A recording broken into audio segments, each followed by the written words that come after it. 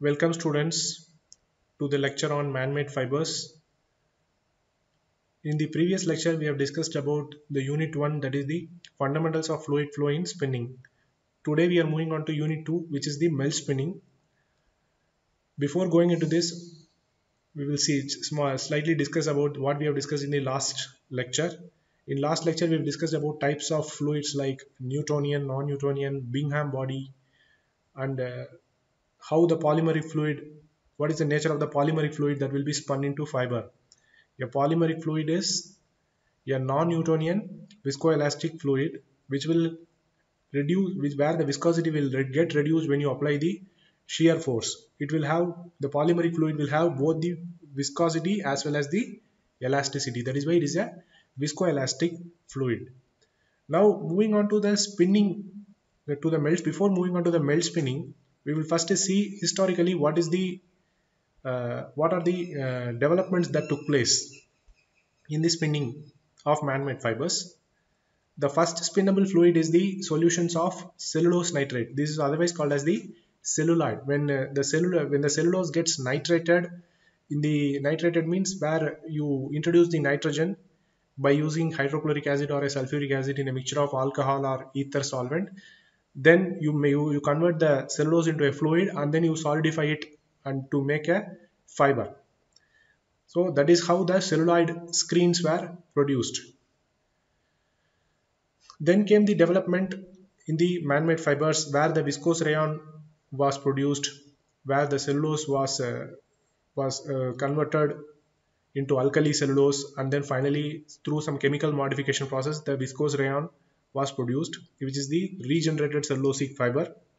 Then came the further developments where other man-made fibers like nylon 66, polyethylene terephthalate, and polypropylene were produced. We will be discussing about each and every fiber in detail in the forthcoming lectures. In today's lecture, we will be exclusively dealing with the melt spinning. Now, before going to melt spinning, we will see what are the spinning methods that are available for the man-made fibers. There are two important methods. One is the melt spinning and another is the solution spinning. This solution spinning is further divided into two categories. One is the dry spinning and another one is the wet spinning. And among the wet spinning, there are various variations like dry jet wet spinning, liquid crystalline spinning, gel spinning, and then phase separation spinning. So here melt spinning is the most preferred method of spinning for the polymers because it is a very elegant and easy method, and it involves only the heat transfer process. But solution spinning, on the contrary, is something different. For the polymers which are not thermally stable, for those kind of polymers, the solution spinning is the alternative, where if some polymer is sensitive to heat, in that case, the polymer can be dissolved in a solvent to make the spinnable fluid. And that spinnable fluid can be further process can be carried out to make the fiber. So this solution spinning involves two methods. One is the dry spinning, which involves heat and one-way mass transfer, where the fiber is produced through the heat and the one-way mass transfer. Another is the wet spinning, where here it is the two-way mass transfer. We will see this in the later in detail about how this spinning methods works. Now we will see the melt spinning. As I've already told you, it is an elegant and most preferred method for spinning the polymers. Here, the polymers which are thermally stable, that can only be melt spun. The examples of the melt spun fibers are nylon 6, nylon 66, polyethylene terephthalate, and polypropylene. These all fibers can be melt spun. Now, what are the various components of a melt spinning line? A typical melt spinning line will have multiple components. One is the extruder, which is the melting device, then manifold, which is the distribution arrangement for the melt, then the static mixture, then the metering pump, then the spin pack, distributor, quench duct, winder. For example, if you see here extruder, which is the melting device, then manifold is the distribution arrangement for the melt, static mixture is to induce shear mixing among various fluid components, metering pump is to devise the or regulate the flow rate, spin pack is an arrangement to filter and extrude the polymer through the fine holes. Then distributor is to ensure proper supply of the polymer melt to all spinneret holes. Quench duct is the cooling zone for the extruded polymer to turn solid. And finally, the winder is it's a device to pull and wind the solidified filament. This is the brief explanation of what is the various components of the spinning line. Now we will see each and every component in detail. First we will see the extruder. This is the first device in the spinning line and it performs a multiple functions. The first function is the melting. In olden days, the polymers were melted using the heating grids. Then with the later developments came, the extruders were used.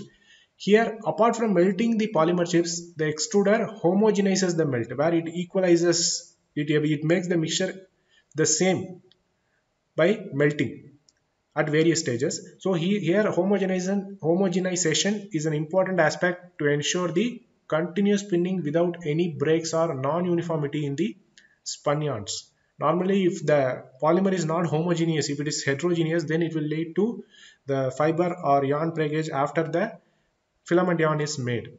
So here the homogenization take place in this extruder. Apart from melting, the homogenization take place, and also regulation of pressure also take place, because the extruder acts as the metering pump also to give some pressure to the polymer to push it from the extruder to the metering pump.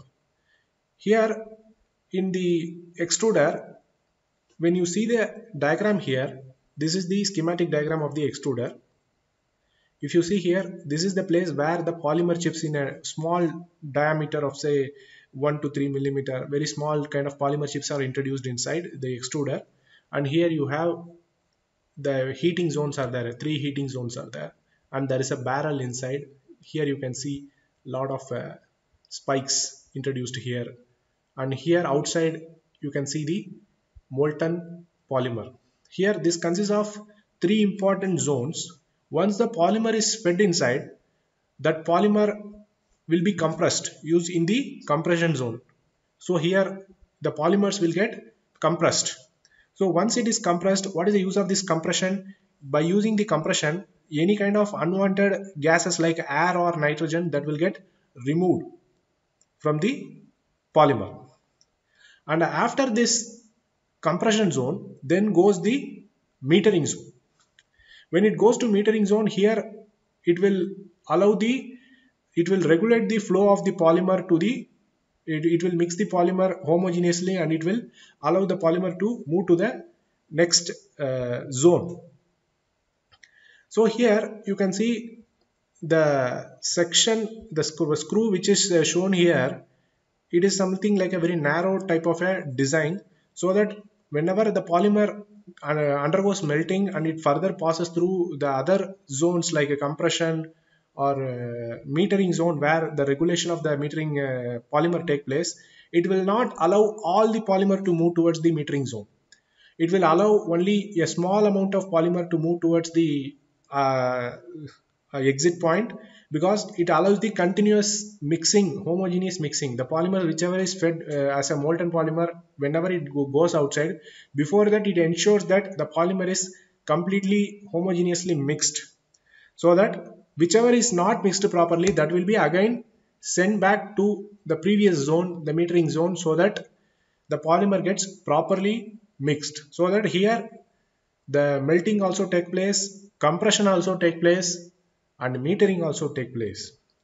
And when you observe this diagram, you can see this is the flanges that is shown here. There are various flanges that is kept at some particular angle. Various flanges are kept here. Here the angle of flanges, the angle at which these flanges are kept, and the aspect ratio of this device extruder is very important, because this angle of flanges and the aspect ratio of the extruder, this decides the success in the production of the polymer. How? Because it controls the rheological properties, that is the flow properties, and also it allows to maintain the particular specific heat capacity. Depending upon the design, only the specific heat capacity and the rheological property of the polymer is decided. For example, all polymers may not need a long residence time inside the extruder. Some polymers may need a less time inside. Some polymers may need a more time to insert, more time to reside inside, because the specific heat capacity of the polymer will be different in every case. In different polymers will be different. So in that case, for example, if you take polypropylene, for polypropylene, you need more residence time because the specific heat capacity is high, molecular weight is high. So it requires more residence time to be kept inside the extruder so that it will take more time to melt and then it will exit. So this when coming to the extruder, this angle of flanges and the aspect ratio, that is the length to diameter ratio, that should be kept in the range of say 1 is to 25 to 1 is to 40. That is important.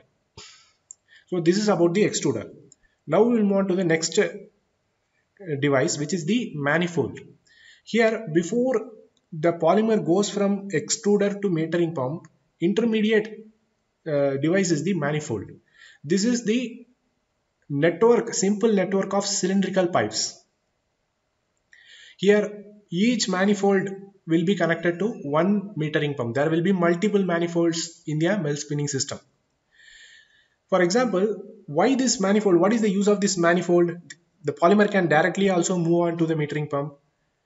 Why is the reason is it actually because of the to maintain the rheological properties, to maintain the thermal history. The polymer that flows from the extruder to the metering pump, it should take the same time to flow from every manifold to the metering pump. So though there is some distribution lines may be long, some distribution lines may be short. In that case, what we do is this manifold we keep it so that it maintains the same thermal history and same rheological properties, which is very important in deciding the final denier of the spun filament. If there is any kind of a irregularity in the thermal history or rheological property, finally we are not going to get the proper denier. So in that case, when the distribution lines are long, we use the static mixture also, that we will be seeing what is static mixture. So by using this manifold, we allow the shear mixing, because here the melting forces whichever is involved is a shear force, because the polymer undergoes the shear force to melt. So that here also some homogenization take place. The polymer becomes uniform before going into the metering pump. Now we will see what is meant by static mixture. Static mixture, it is a network of channels interconnected with each other like a honeycomb web. If you see this diagram, you will understand. Here you see this is the static mixture. Inside this cylindrical tube, you will have something like this. Here you can see it looks like a honeycomb shape. So what is the use of this static mixture? We may avoid it also. What is the use? It actually takes the polymeric fluid from the periphery to the center and from the center to the periphery. Periphery means sides, the edges. So it induces the shear mixing. For example, had the static mixture not been used, what will happen if a simple pipe is used? The polymer may flow like a parabola, like a parabolic normal pipes which you see in our house. When you open the tap, the water will flow, and if you observe it, the velocity will be more at the center than at the sides. So it will be like a laminar type of a flow where the fluid is parallelly uniformly flowing, where the more velocity is there at the center and the less velocity is there at the walls due to the pressure exerted. So in that case, to convert the laminar flow into the turbulent flow is something very harsh flow where there is no uniform parallel type of a flow, where that will completely induce the shear mixing very forcefully. The polymer will flow out. In order to induce the shear mixing and also to convert from the laminar flow to the turbulent flow, we use this static mixture. So because of this, the fluid velocity will be equal in the walls and also at the center, so that no polymer will be sticking to the walls. All the polymer that is coming out from the manifold, that will be completely mixed, homogenized and then pass through the metering pump.